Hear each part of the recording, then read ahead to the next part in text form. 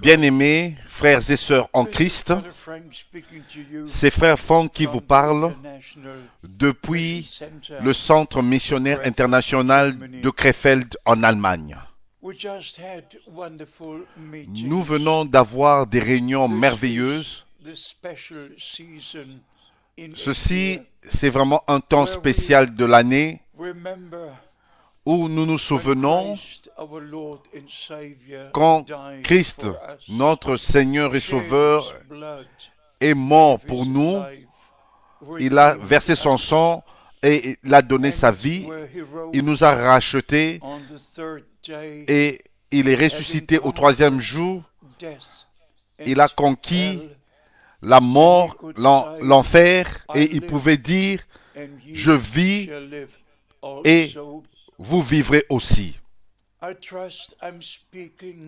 J'ai confiance que je m'adresse aux rachetés, à ceux qui appartiennent à Christ, qui ont été rachetés par le précieux sang de l'agneau de Dieu. C'est quelque chose de très très spécial de reconnaître notre rédemption. Dieu était en Christ, réconciliant le monde avec lui-même. Et notre Seigneur a donné la promesse, je vais préparer une place et je reviendrai. Et je vous prendrai afin que vous soyez là où je suis. Autant que nous comprenons la parole de Dieu, le Seigneur Dieu garde chaque parole qu'il a faite, chaque promesse. Comme frère Branham disait, je peux ne pas garder ma promesse, ma parole, mais vous non plus. Mais Dieu, lui, il garde toujours ses promesses. Il veille sur cela. Et comme nous avons écrit dans notre lettre circulaire de avril 2015 au sujet du retour de Christ, au sujet de ceux qui s'attendent, qui l'attendent, qui aiment son apparition, ceux qui sont prêts et ceux qui ont consacré leur vie au Seigneur et croient chaque parole, chaque promesse et sont scellés du Saint-Esprit pour le jour de leur rédemption, de notre rédemption corporelle. Dans Matthieu chapitre 24, nous lisons au verset 44, « C'est pourquoi vous aussi tenez-vous prêts. C'est pourquoi vous aussi tenez-vous prêts. » Ceci est directement adressé à nous qui vivons maintenant avant le retour de Christ. Je crois de tout mon cœur que le retour promis de notre Seigneur et Sauveur est imminent. Et tous les signes du temps parlent un langage très clair. Et je crois de tout mon cœur ce qui avait été dit à frère Branham quand il avait reçu sa commission, son mandat, et j'ai confiance que vous croyez tous le mandat direct que avait reçu notre bien-aimé frère de la part du Seigneur. Ici, il est dit,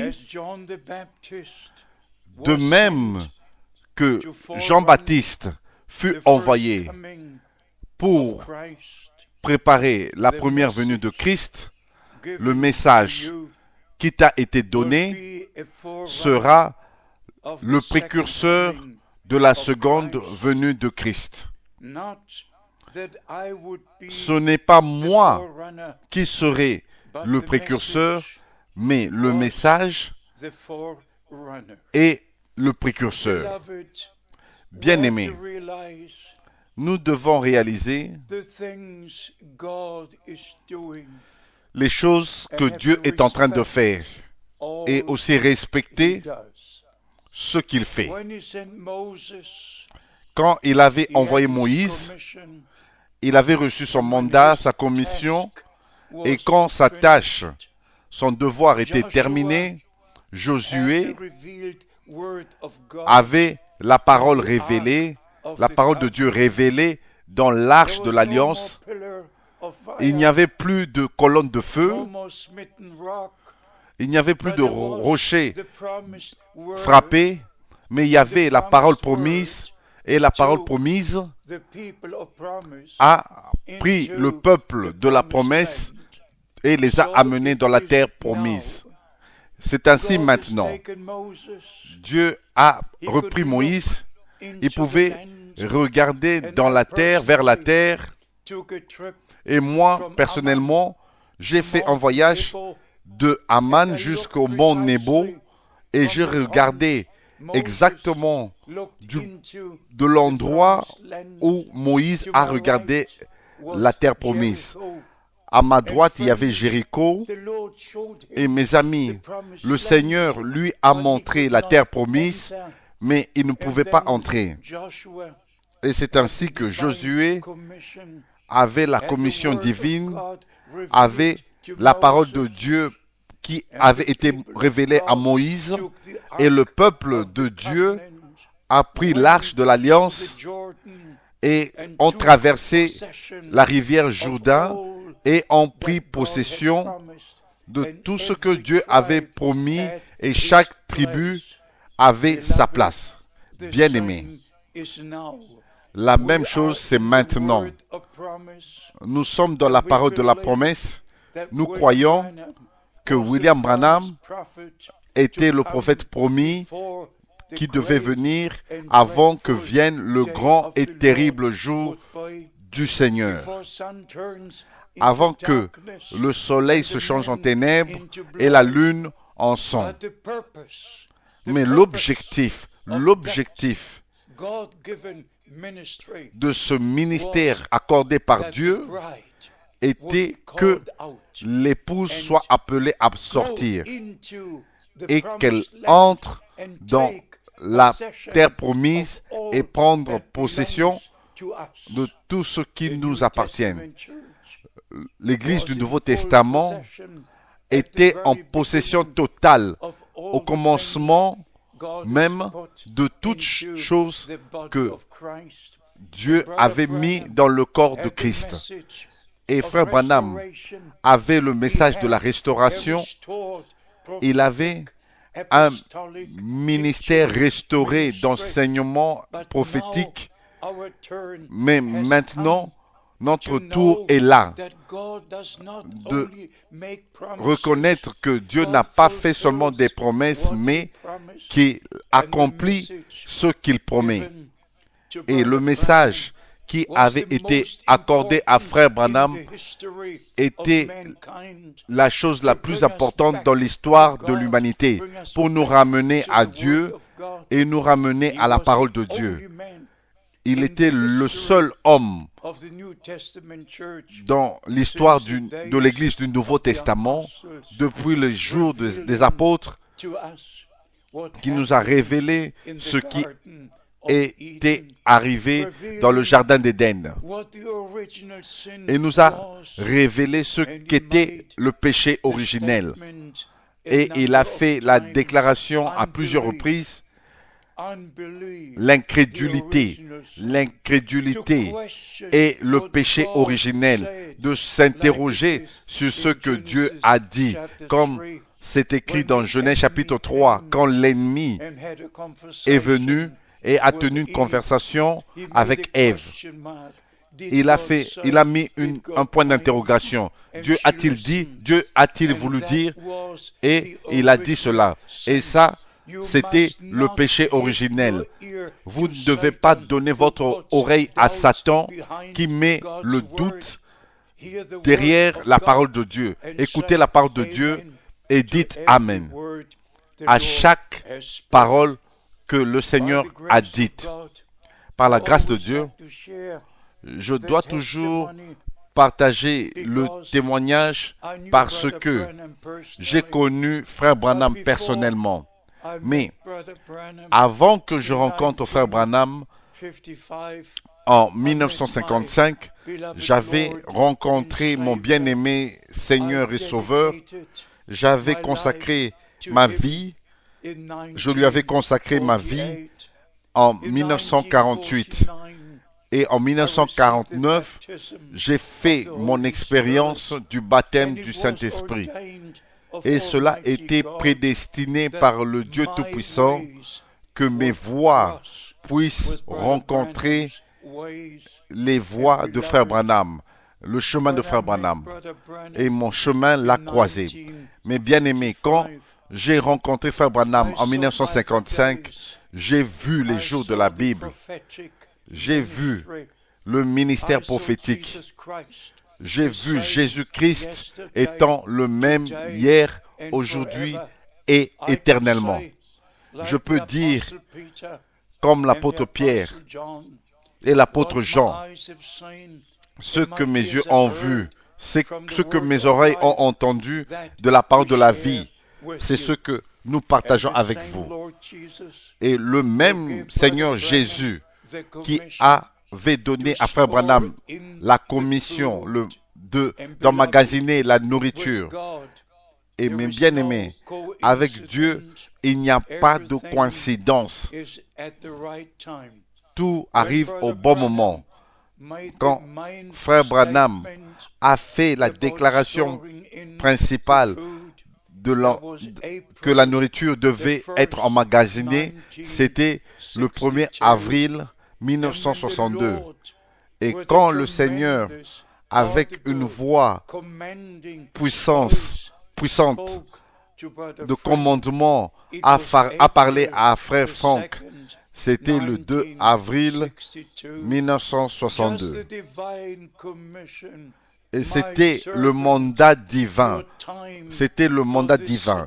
Mon serviteur, ton temps pour cette ville sera bientôt terminé.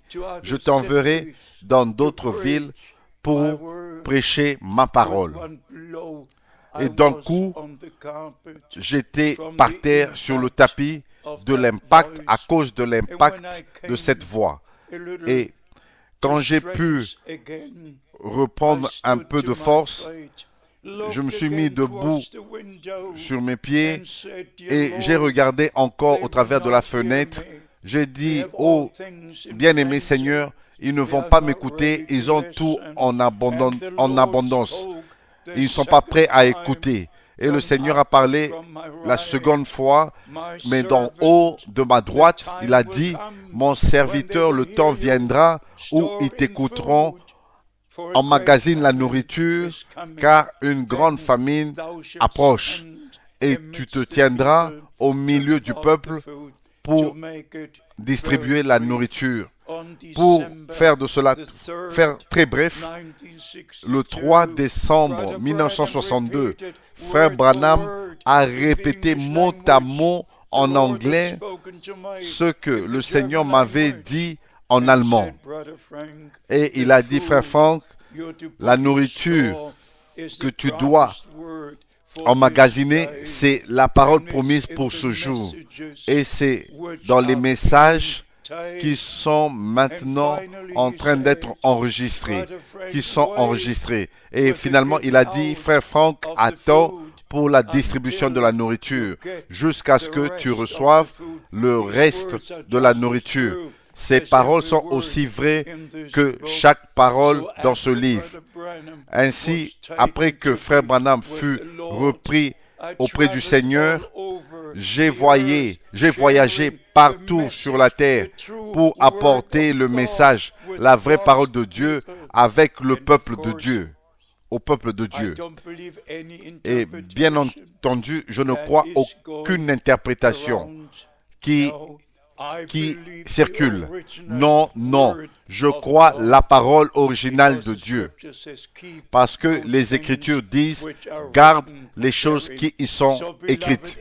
Ainsi, mes bien-aimés, comme nous avons lu dans Matthieu chapitre 24, soyez prêts, tenez-vous prêts pour le retour de Christ et prenez part à ce que Dieu est en train de faire maintenant. Que le Dieu du ciel vous bénisse et rappelez-vous toujours du verset 45 dans Matthieu chapitre 24.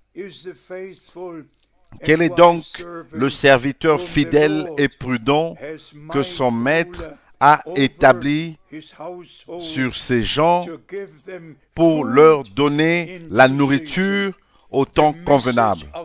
Le message de l'heure, la parole de Dieu révélée avec toutes les promesses, la parole de Dieu révélée et la nourriture spirituelle.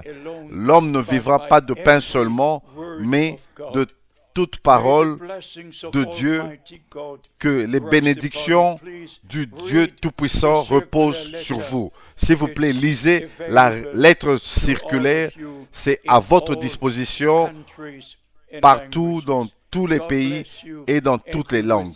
Que Dieu vous bénisse et qu'il soit avec vous dans le saint nom de Jésus. Amen.